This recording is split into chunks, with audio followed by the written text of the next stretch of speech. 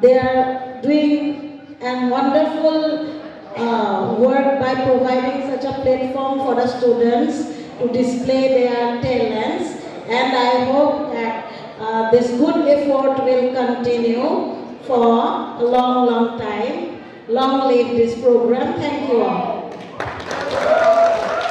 Thank you.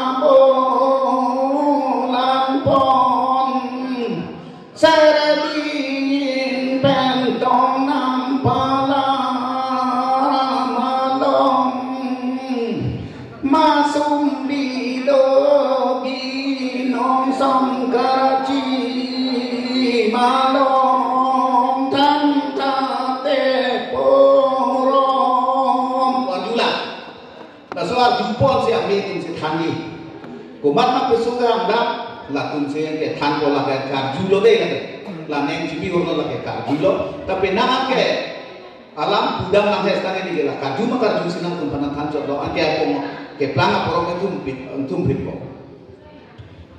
si ong putih